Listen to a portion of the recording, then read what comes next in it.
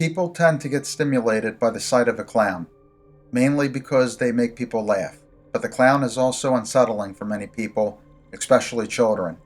Imagine seeing a clown in a location where you normally would not run across one, like in a forest or a cemetery, for example, or somewhere dark with only you being able to make out some of its features in the dim light. It would indeed be a very unsettling sight to behold.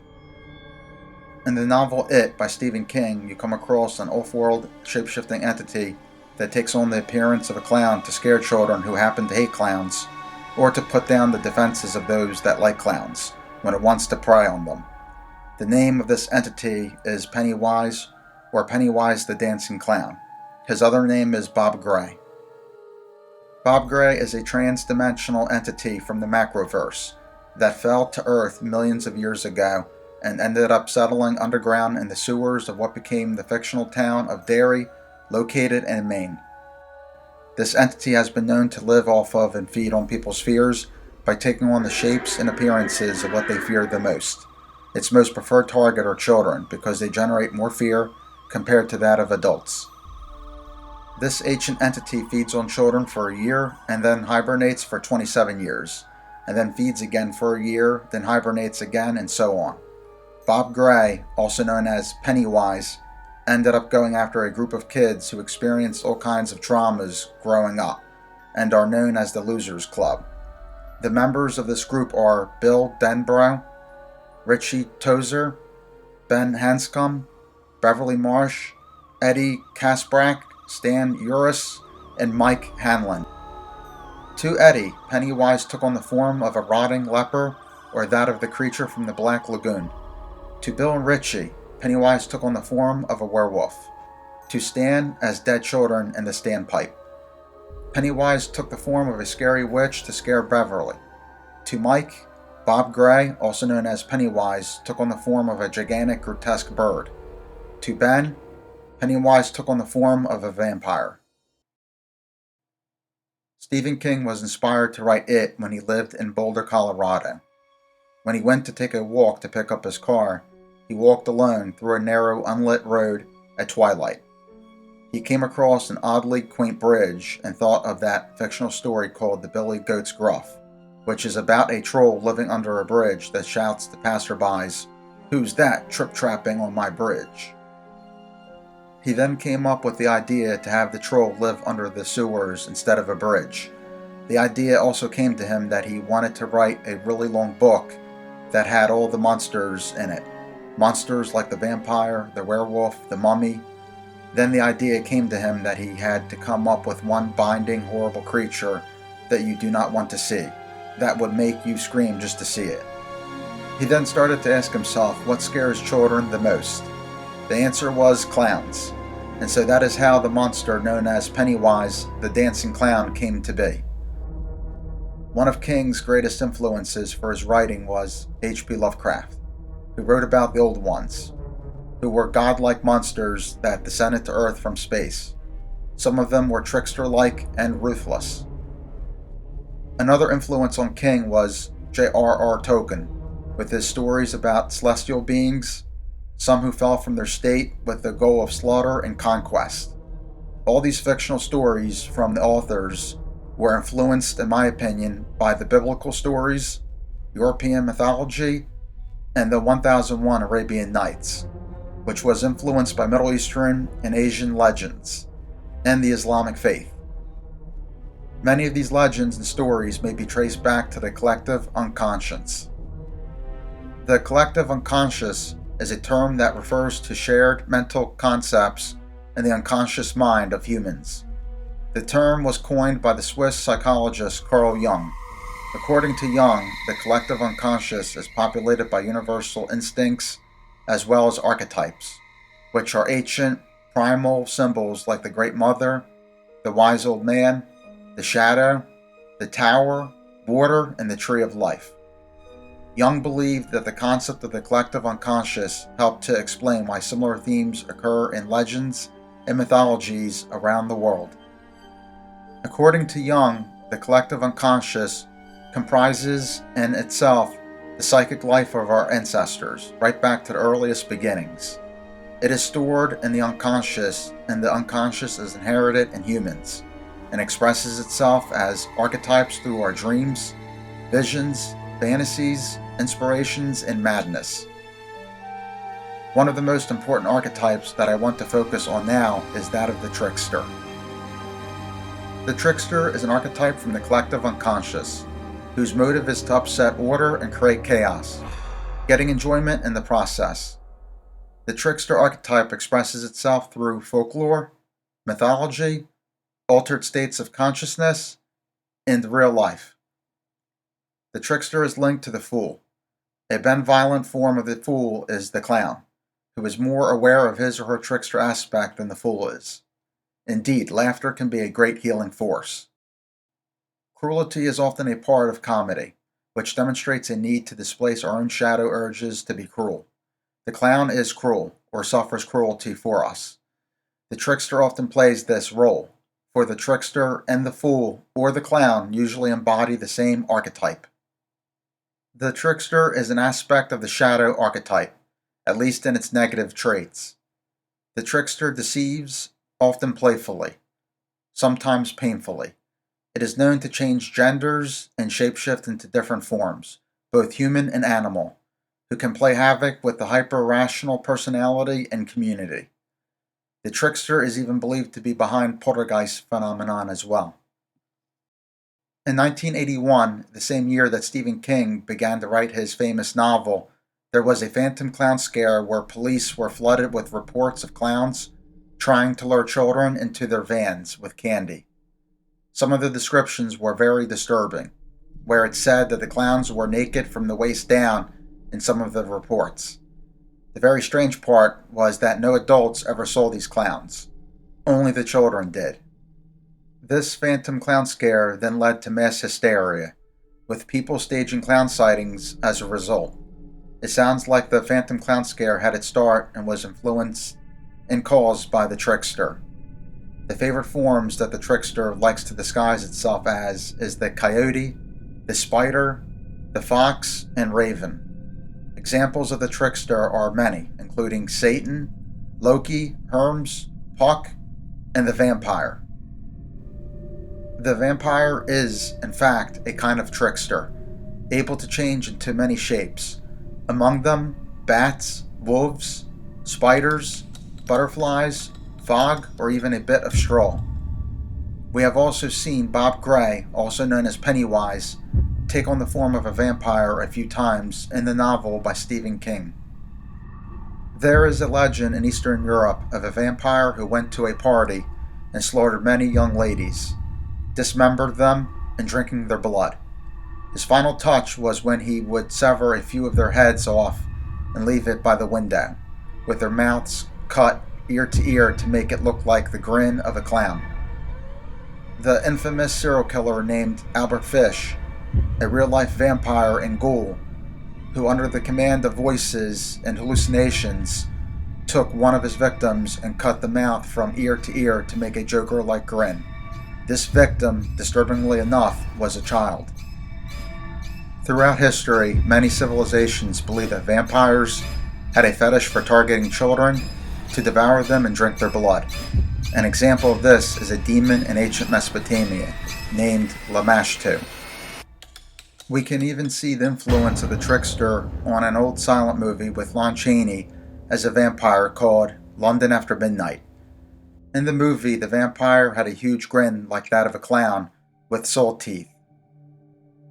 The trickster is even connected to the UFO and alien abduction phenomenon. One example concerns a child who, along with his mom, has had a history of UFO and alien contact, along with other strange experiences. One night, this child had a dream of himself accidentally stepping on the face of his dog. The result being that his dog got up, morphed, and changed its face into that of a clown that had a happy-looking face on. The child's mother has even had a very similar dream where she came across a clown that scared her, and when she stood up to it, it transformed into a tall, normal-looking man with no hair, who was sitting in front of a warm ball of golden white light. Daryl Sims, a researcher into the UFO and alien abduction experience, has had a few encounters himself. In one, when he was a child, he was in bed when he saw a pale white gray alien with big black eyes. He then became paralyzed against his will through suggestion by this entity, as it came up to him and put his face close to his. This gray alien then later crawled up to him and began to make himself look like a pure white clown with large, doll-like eyes. It starts to get very dark in the bedroom as Daryl knew inside that this entity wanted him to go to sleep and remember all of this as a dream involving a clown to cover up what really happened. Daryl ended up succeeding in remembering what happened. Another entity that some people report on in the UFO literature is that of a gigantic spider, which is another favorite form of the trickster and Pennywise of it. One case in point concerns a woman who has had plenty of UFO and suspected alien abduction experiences. She has even had a few dreams of giant spiders as well. One night she had a dream where she was looking out of her window into the night sky and saw many bright white discs of light darting all around. Next she heard a voice that commanded for her to go outside. Then she saw the trickster visit her in the form of a gigantic black spider that transformed itself into a small scary looking dog, while she was still hearing that voice demanding that she go outside. Clowns and spiders feature in alien abduction accounts, and they are a part of a phenomenon known as scream memories. According to some UFO investigators, a scream memory is when these otherworldly beings, known as the Greys, abduct people on their ships, but the result being that these people have no accurate memory as to what happened. Instead of remembering the Greys in their ships, they will remember instead sightings of animals with black eyes, strange humans, or entities that are a mix between human and animal, and high strangeness events. There is a lot of hints of Stephen King using the theme of animism in his novel. Animism was one of the most ancient earliest religions that believed that everything in nature had a spirit. Some early tribes even believed that this spirit was intelligent as well. In the novel by King, we see hints to animism, one being how Pennywise, or it, is the town of Derry itself, and how he controls everything and everyone, including the weather. In the novel, when Bill researched Pennywise in books, he came across many past cultural names for this entity. One of them is Manitou. In reality, Manitou is the name given by Algonquin groups of Native Americans to describe this spiritual life force that is described as omnipresent and manifest in everything. Some Algonquin tribes believe that this spiritual force is intelligent. The Manitou has different aspects to itself. The good aspect is called the Great Spirit. The bad aspect is called the Bad Spirit. Other aspects of the Manitou are the guardian spirits of humans. These shapeshifters come in the form of any animal or insect and communicate with people through their dreams. So basically all spiritual beings, both good and evil, are a part of and an expression of the spiritual force known as the Manitou. We see very similar themes with Pennywise. It is said in the novel that he communicates through drains, through the moon, he communicates through people's dreams, and basements. He is even time itself. Photo albums he can also manifest through. Both Eddie and Henry Bowers heard the moon communicate with them. It was Pennywise deluding them both, but he happened to pay more attention to Henry and had him hallucinate the moon, transform into Pennywise's clown face, or that of a skull, and verbally torment him. When Pennywise has his victims see him in his true form, which are the deadlights, they go into instant insanity, with their consciousness becoming one with and living in the deadlights. This is very reminiscent of mysticism, where the mystic communes with and becomes one with the supreme intelligence. This supreme intelligence is usually described as a very powerful, blinding light. Towards the end of the novel, we see that Bill Denbrough starts to feel like he is one with everything in nature. This same concept we can even find in mysticism, where the mystic goes through a period of ecstasy and becomes one with everything of the earth, or the universe. This concept was understood by many shamans around the world. The shaman is also known as a medicine man and performer of magic. His goal is to get himself or herself into an altered state to communicate or battle with entities from the other side to protect or heal their people. The Medicine Man can see all kinds of spirits, gods and monsters, even a supreme creative force. They can even interact with the Trickster. There is a documented account of an individual visiting some native people and the Medicine Man, also known as a shaman. This Medicine Man saw the visitor as a shapeshifter, who witnessed him transform from a man into a coyote, then a hawk, and finally he saw him transform into a giant spider, which they describe as the legendary Trickster. This experience was described as looking like a physical transformation, but it was not. In reality, the Medicine Man actually stared into this individual's eyes and peered into the spirit realm to see that this person was inhabited by the Trickster that was changing into different forms in the spirit realm. This Trickster entity is known as Inktomi by the Lakota people. The primary appearance of Inktomi is that of a spider, but he can take on any shape, including that of a human. When he is a human, he is said to wear red, yellow, and white paint, with black rings around his eyes, which gives him slightly the appearance of a clown. The Trickster archetype has even manifested itself in the Slender Man phenomenon. The Slender Man is a fictional character that originated as a creepypasta meme by Eric Knudsen.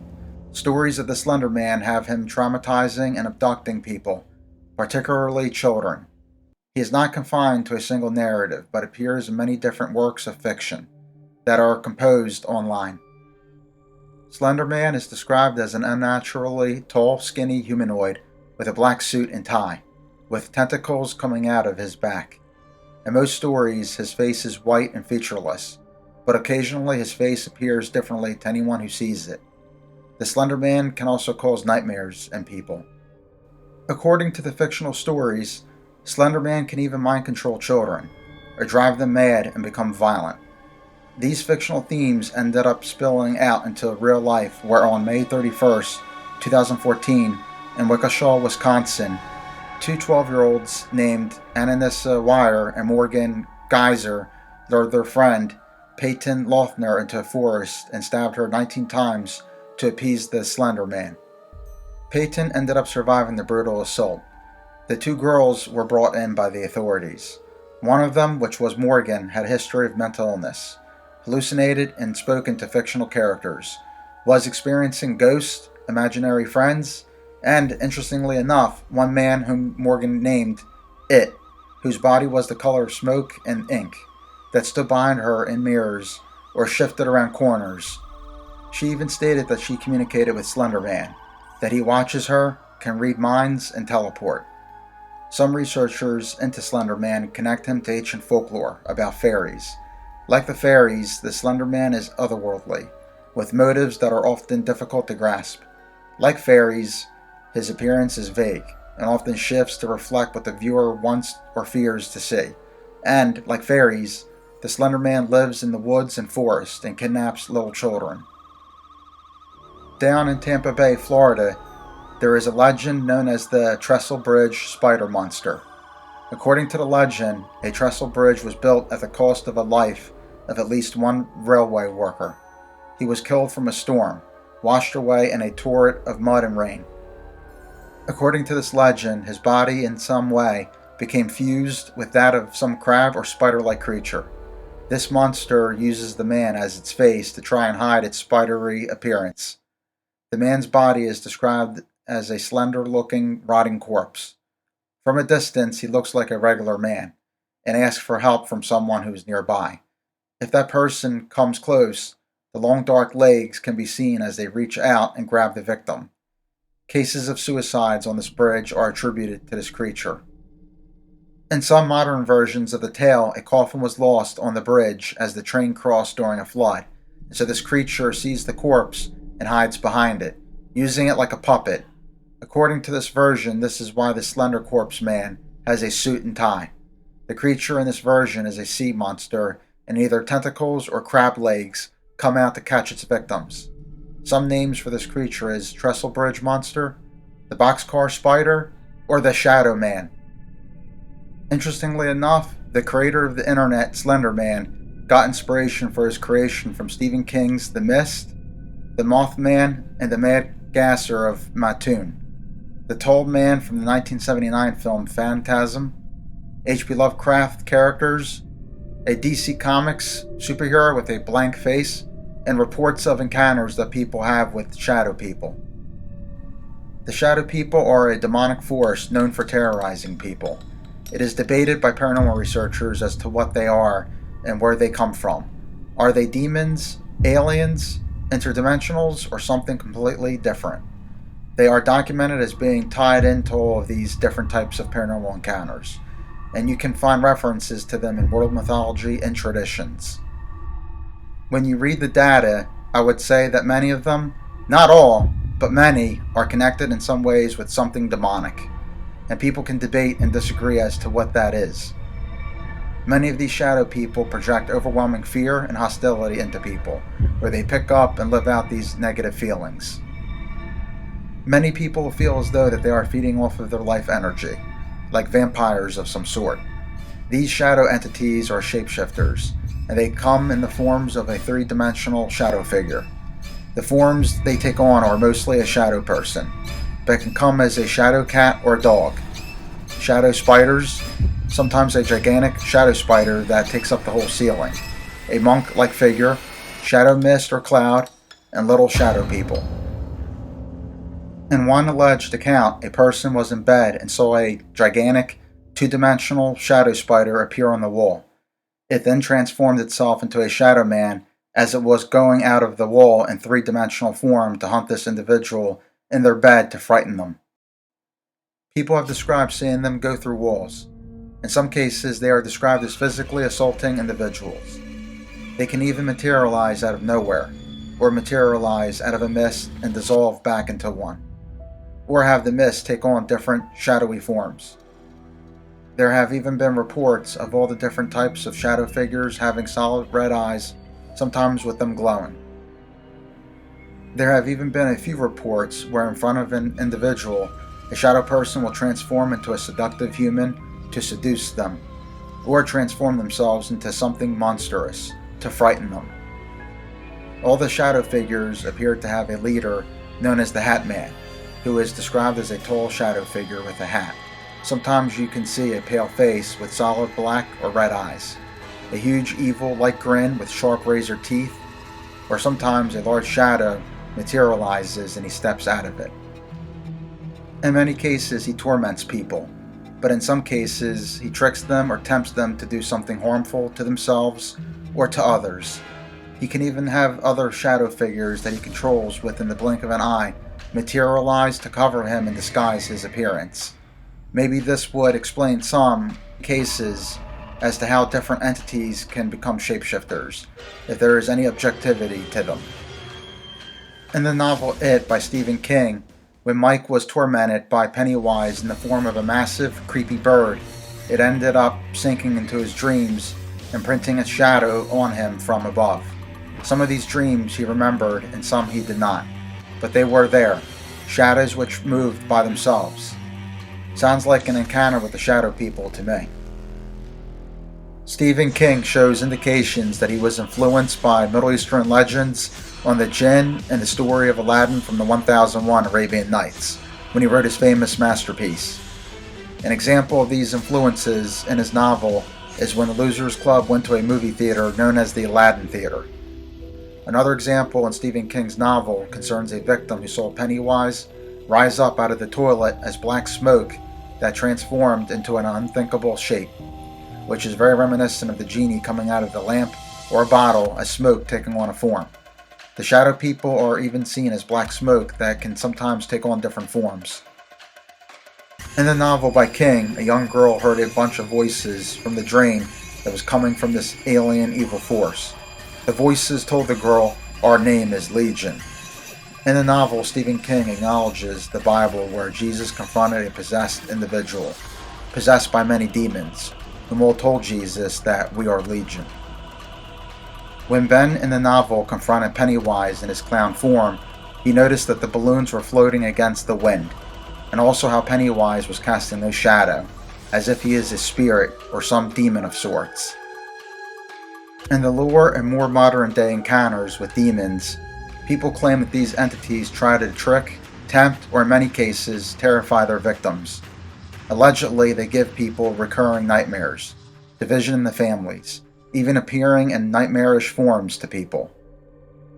One modern-day documented case concerns a woman who was having recurring, frightening dreams of being in a dark and alien landscape and was being chased by distorted black shadow figures who shapeshifted into monsters with leering clown-like faces, sporting huge red lips that parted to reveal rows of soul-like teeth. As they closed in on her is when she would wake up from these nightmares. She would then also report other strange activity in the house, like a weird energy in the air, objects being misplaced, shadowy figures stalking in the house. She believed that all of these experiences were connected to her new collection of clown dolls. And on one time, she had a demonological investigator investigate in the house and noticed a dark shadow figure slide across the room out of the corner of his left eye. The demonologist removed the clown dolls out of her house and put them in her garage, and all the strange activity in her home has stopped ever since. The demonologist stated that spirit energy can inhabit and be bound within objects, including dolls, as well. He believed that there are different types of spirit energies, one being an owner who had a very strong emotional attachment to objects like dolls, which can form an energy that can down the road take on a personality of its own. Another source of spirit energy, he believes, comes from entities of the spirit world. In the novel It, the lead bully who bullied the Losers Club, named Henry, was having contact with Pennywise, and told one of his associates that It, referring to Pennywise, came to Earth from the spaces between the stars. He stated that It came from outer space with a lust for Earth woman. A theme very similar to that is in the Book of Enoch, which brings up fallen angels breeding with Earth woman and producing a hybrid offspring known as the Nephilim. When Pennywise was in a losing battle with Bill from the Losers Club, Pennywise tried to convince him to give up the struggle, that he can give him whatever he wanted. He can give him money, fame, fortune, eternal life, and power. He also stated that he could make him and the rest of his friends like gods of the earth. We also hear the same types of themes concerning the devil, that the devil is a tempter of humankind. In the novel, King has a chapter called Bill Denbrough Beats the Devil.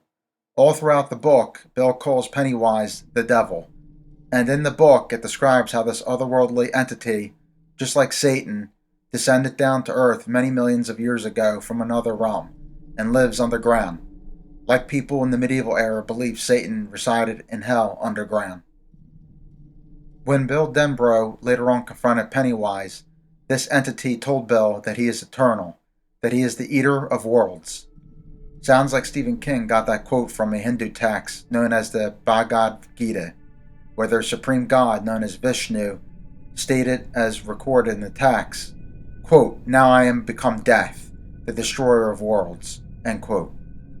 Vishnu is not only involved in the creation of the world, but also in the dissolution of the world. Robert Oppenheimer, the father of the atomic bomb, got inspired by that quote from the Bhagavad Gita, and when he witnessed the first detonation of a nuclear weapon on July 16, 1945, that piece of Hindu scripture ran through his mind, and he had said, quote, "Now I am become death, the destroyer of worlds," end quote. Vishnu is the supreme creator of the universe, and all life, both good and evil. It is believed that he is one who is everything and inside everything. In Hinduism, there are three powerful beings. There is Brahma, who is the presiding deity of passion and creation, Vishnu, who is the presiding deity of goodness and preservation, and Shiva, who is the presiding deity of darkness and destruction. In Hindu tradition, this trio of powerful beings are different forms or manifestations of the Supreme Being. The Supreme Being, through Brahma, one of his aspects, created a race of entities known as the Rakshas, who are powerful shape-shifting demons that are described as gigantic, and who eat the flesh and drink the blood of slain humans. They had the magical power of casting illusions, having people misperceive things. The Supreme Being, through his other aspect as Shiva, the Destroyer, ended up creating Kali, a crazed, multi-armed creature that drank the blood of her victims. Similar to Hinduism, in the novel by Stephen King, it is talked about how there is the final other, an entity which created a cosmic turtle, and it. The cosmic turtle threw up and created the universe, while it feeds on anything in the universe.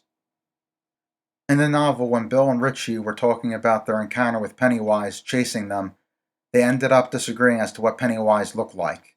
Bill said that Pennywise looked like a clown, while Richie responded by saying that, quote, "It wasn't a clown, Big Bill. I told you that.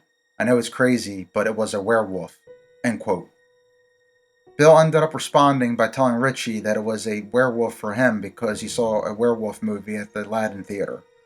And so Pennywise, being a shapeshifter, decided to take that form for him. Bill also mentioned that he went to the library to research this and came across a term for it. It is known as glamour. Bill said that in his research that Pennywise, or Bob Gray, is known by many names around the world throughout history. Bill gave a list of the many names for Pennywise, one of them being Loup-Garou, which is the name for a shape-shifting entity that Stephen King borrowed from French, Canadian, and American folklore to incorporate into his novel. Like Pennywise, the Loup-Garou, also known as the Loup-Garou, happens to be a shapeshifter, whose primary form is that of a werewolf, but can also transform itself into other forms like different animals and bugs. As was just mentioned when I pointed out in the novel where Bill says that Pennywise's shapeshifting power is known as a glamour, the term glamour you can find in Irish folklore, where it is used to describe an ability of supernatural entities known as fairies, who would use their power to get into people's minds and have them see things other than for what they really were. This strongly suggests that Stephen King borrowed the term glamour from Irish folklore. In Scottish lore, there is an entity, a type of fairy that is named It. This entity is described as an amorphous creature. According to legend, because its power of glamour is so strong that any two or more people looking at it at the same time will not see the same thing. To some, it appeared as a jellyfish-like creature, to others as a bag of white wool, a beast without legs, or as a headless human. It never appears in the same form twice to individuals, but instead takes on different forms. This entity never made any sound at all when it moved or flew in the air. This sounds very similar to Pennywise in the novel with the title It. In Anglican lore, we come across legends of the Boogeyman, an amorphous entity that goes after bad children and takes on different forms of things that they fear. Sounds similar to Pennywise. Interestingly enough, before King wrote It, he had a short story on the Boogeyman, so that probably had him fuse these characteristics on his Pennywise character.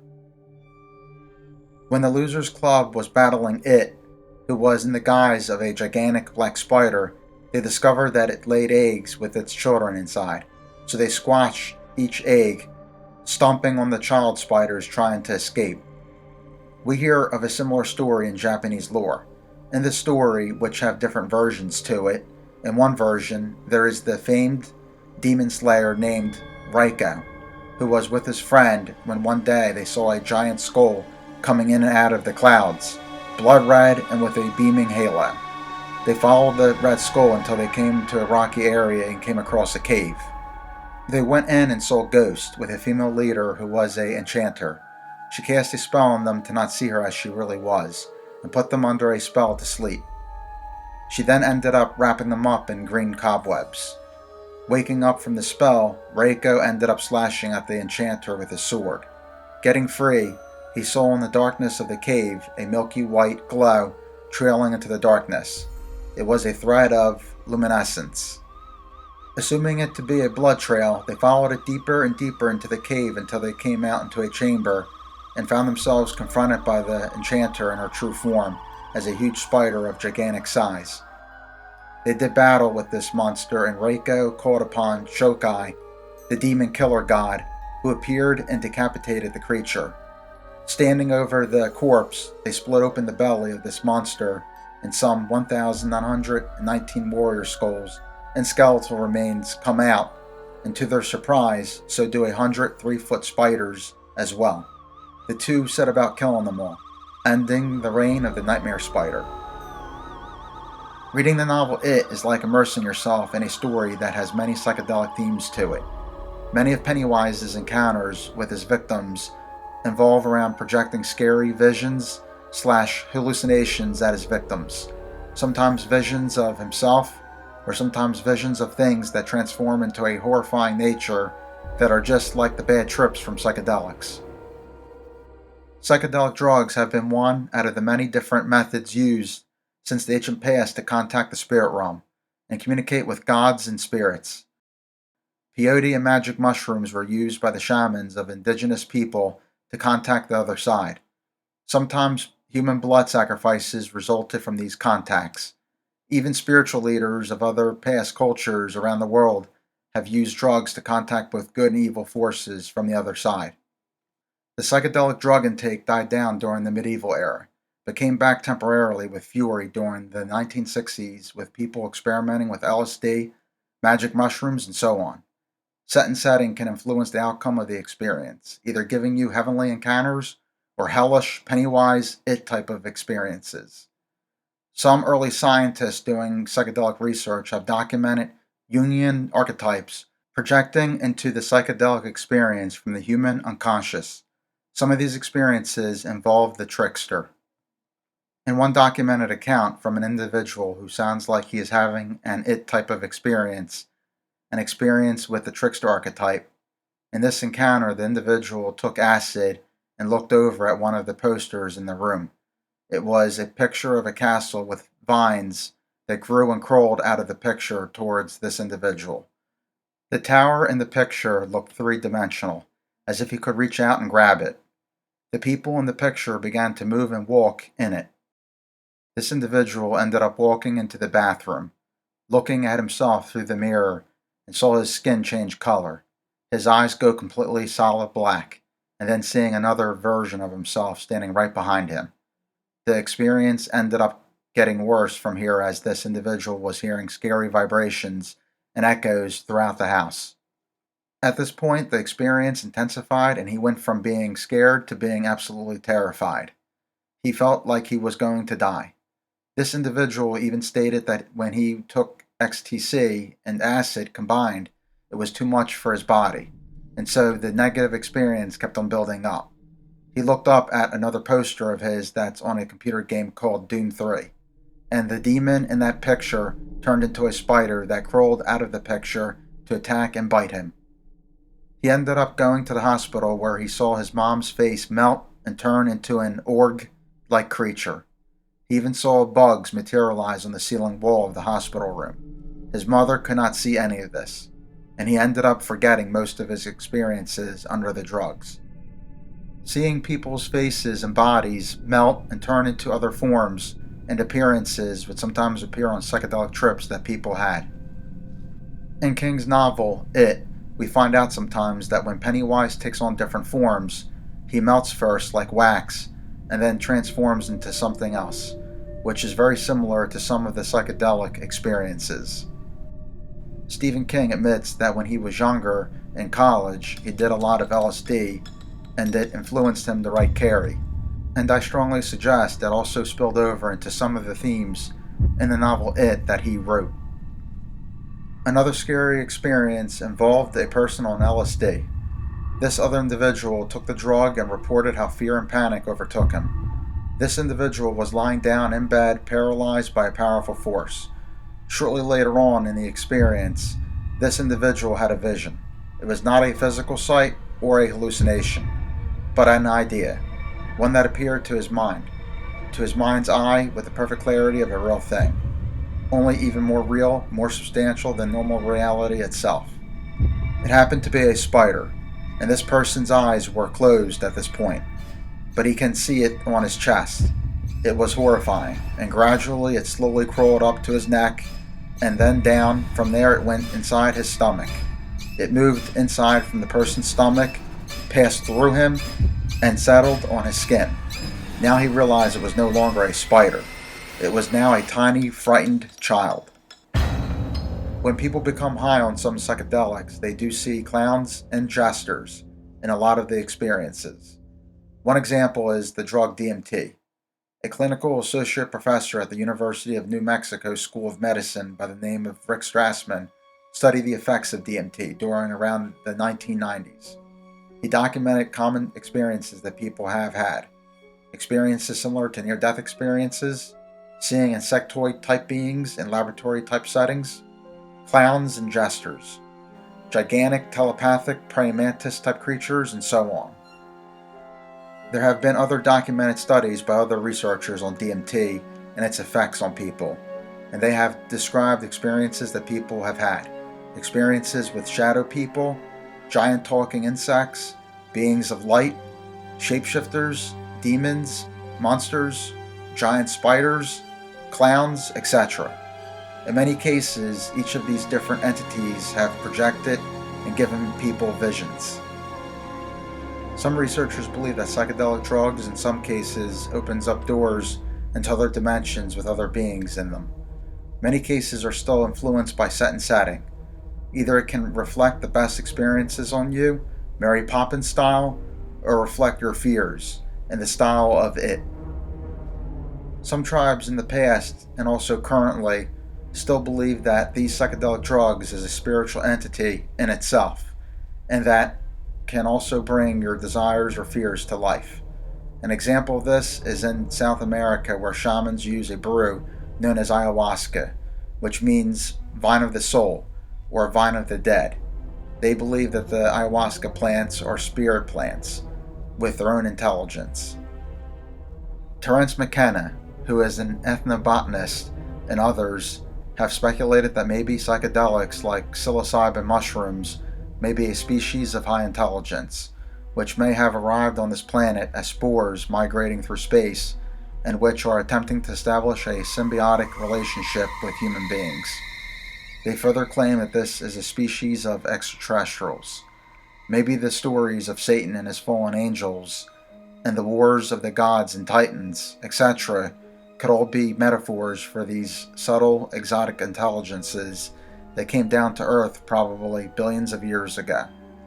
We even see the same theme repeated in our culture, even our novels, like in H.P. Lovecraft's stories of the old ones, or Stephen King's It, all descending from space and being imprisoned in the earth, to haunt us in our dreams and visions, to one day awaken out of their slumber to feed on us.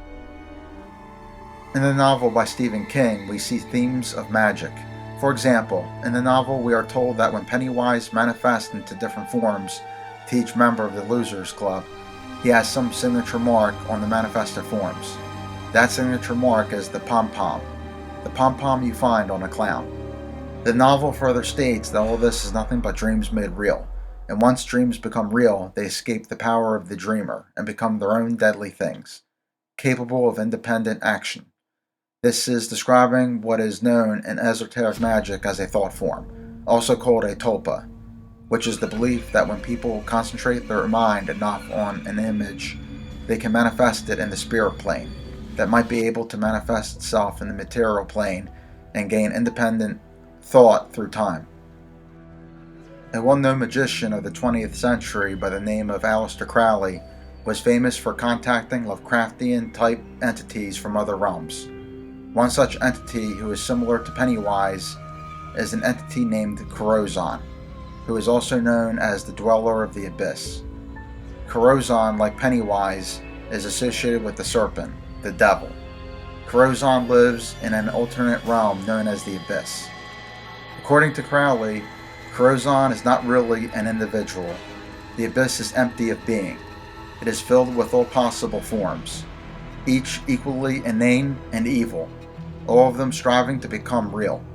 These forms swirl senselessly into hazard heaps, like dust devils, and each such chance form themselves into an individual. In 1909, Crowley and his apprentice, named Victor Newberg, went into a desert near Algiers and summoned Corazon. The ritual began with the sacrifice of 3 pigeons, with the blood used to help in Corazon's materialization into a form. Then Victor placed himself inside a circle for protection. Crowley designed a triangle in the sand to invoke this entity into, and he ended up putting himself in it. The idea was to get possessed by this entity. Crowley sat in the triangle in a yoga position and dressed in a black robe to cover his head and body. Victor then ended up hearing Corazon through Crowley's voice. At this point, Victor did not see Crowley, but in his place was an attractive woman, a woman that he remembers meeting in Paris. It was Corazon himself in her form. Then she transformed herself into a serpent, then into other forms, seducing and taunting Victor, distracting him while he was throwing sand into the circle. Once the circle was broken, Corazon, who in Pennywise style, transformed himself into a naked man and attacked Victor, trying to tear out his throat with froth-covered fangs. Victor ended up fighting Corazon with a dagger and had him retreat out of the circle. Then Corazon ended up dematerializing because the blood from the three pigeons was losing its potency and fading away. Some researchers and practitioners of magic believe that the intense rituals invoked in Victor an altered state of consciousness and hallucinated this whole experience. Other researchers believe that this altered state gave him the ability to peer into the spirit realm and encounter this powerful entity that needed the energy of blood to build up and take on different forms, almost like a vampire. In King's novel, Bill and Richie, in their final confrontation with Pennywise, ended up having their consciousness leaving their bodies and seeing the entity's true form, which is the deadlights. In occult and psychic literature, this is known as remote viewing. One of the characters from the novel, named Tom, was having a dream where he was in the sewers that had a network of dark tunnels with floating balloons that glow from within. When Tom looked at his body in the dream, he realized it was not his own. The novel further states that this dream was like an astral experience, where your spirit leaves your body. Occultists and practitioners of magic would call this astral projection. When someone astral projects, they go to a realm known as the astral plane, which is a realm that responds to and reflects our thoughts. The upper astral plane is claimed to be with positive beings. The lower astral plane has negative beings. In the lower astral realm, these entities take on all kinds of monstrous and Lovecraftian forms. They are able to transform themselves into different forms by being able to read your deepest fears and take it and project themselves into that form that you fear the most and scare you. It is believed that the astral realm can be accessed through deep meditation, through ritual magic, the realm of dreams, even the realm of lucid dreams, psychedelic drugs, or through out-of-body experiences. In Stephen King's It, this cosmic demonic entity can invade people's dreams. When Eddie was in the hospital, he dreamed that Pennywise visited him in the hospital, and being a shapeshifter, he took on many, many different monstrous forms to scare Eddie in his dream. As was mentioned earlier, Carl Jung talked about the collective unconscious within humans, and how it stores all kinds of archetypes, one being the shadow, with the trickster being one of its manifestations. The trickster archetype, like all other archetypes, can express itself through dreams, visions, artwork, madness, and so on. We have given the trickster many different names, like Satan, Prometheus, Loki, the vampire, and other shapeshifter trickster type entities. We have seen how Stephen King was borrowing different trickster-like entities of different legends to build up his Pennywise character for his novel It. Other theorists following Jung offer some insight into the possible manner in which the shadow may materialize. Specifically, a psychologist named Stevens suggests that the personal shadow appears in dreams as a shady character of dubious integrity, displaying characteristics customarily regarded as disreputable and inferior. Similarly, Danny Cavallero states that the shadow is capable of expressing itself through terrifying and monstrous forms.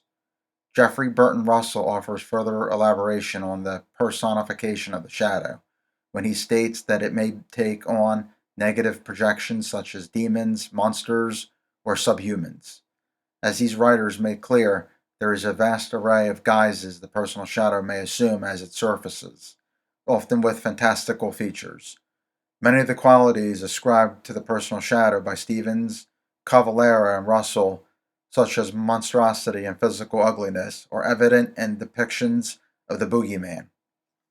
The collective shadow occurs when a group of individuals experience acute anxiety and transmit their repressed qualities onto an enemy, who is subsequently demonized within the shared popular consciousness.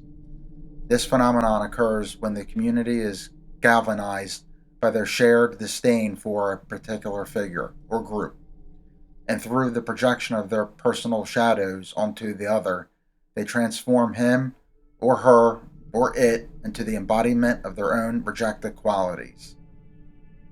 As the collective shadow gains momentum and support within a group, it will begin to surface in the popular consciousness.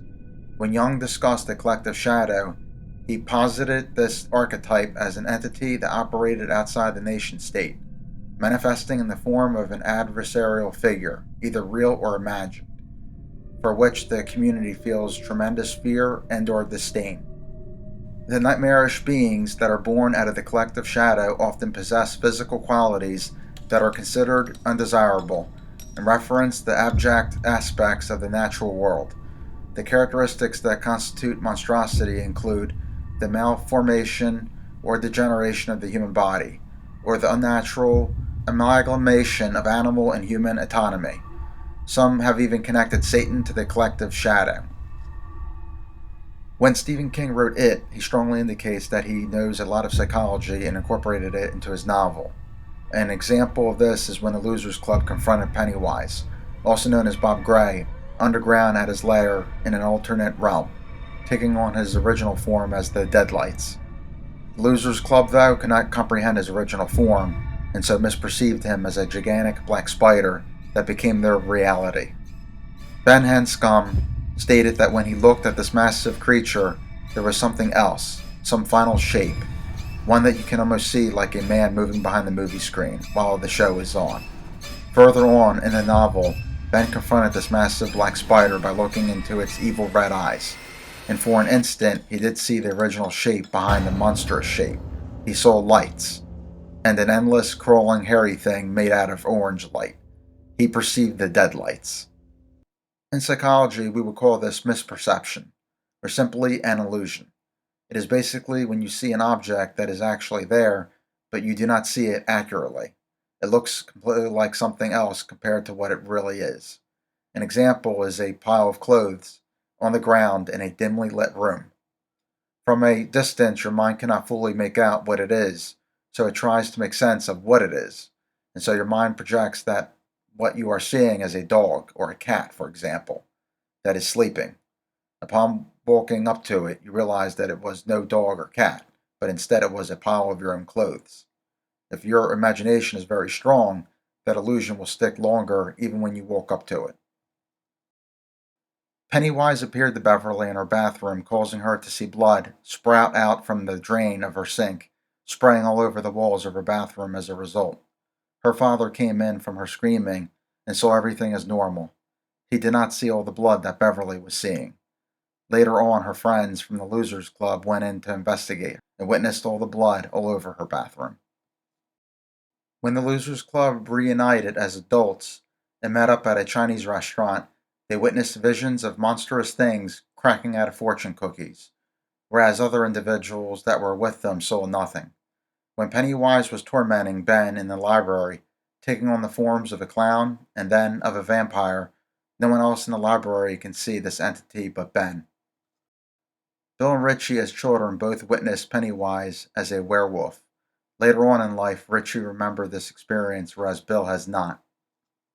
When the Losers Club were hunting down Pennywise, they all saw him manifest out of a drain pipe, taking on the form of a werewolf for a second time. This time everyone saw him collectively as a werewolf, because Richie saw him as a werewolf previously, and so it locked in that form for everyone to see. In psychology, some of these experiences sound like fantasy-prone personality. The only times that Pennywise can appear in one form to everyone is because someone saw him in that form previously. And so this time, if that someone still sees him in that form again, everyone in the group will end up seeing the same form as well. Otherwise, without that rule, everyone can see him differently that reflects their worst fears. Sometimes, if people cannot fully understand what they are looking at, they will each see him differently.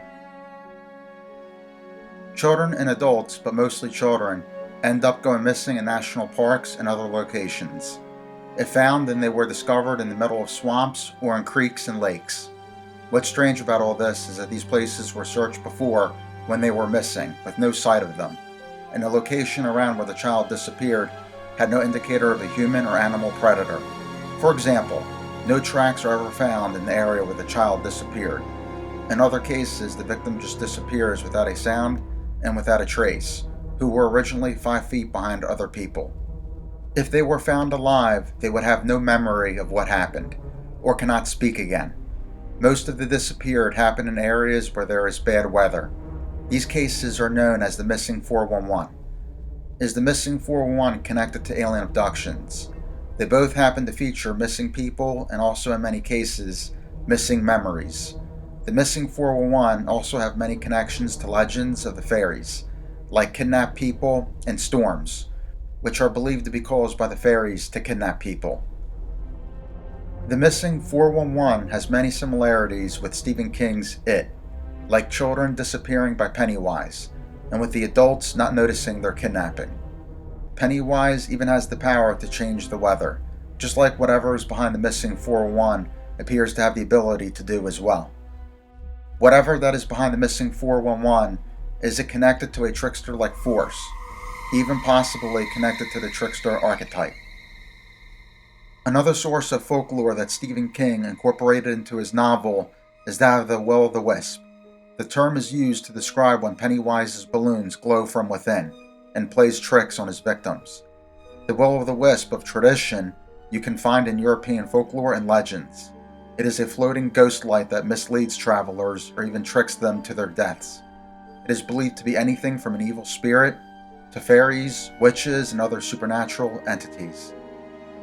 There are some paranormal researchers that believe that from their research and investigations, there is an intelligent plasma or energy force that projects itself into a form that meets our expectations and beliefs, or our fears.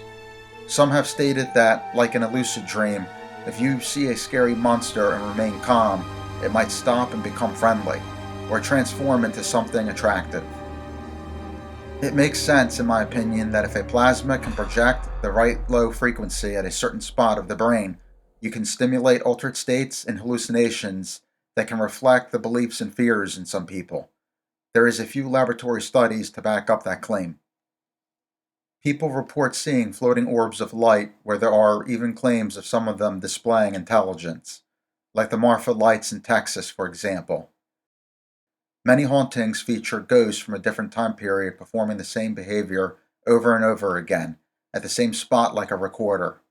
An example would be sightings of Civil War ghosts, where they pop up at different times performing the same behavior.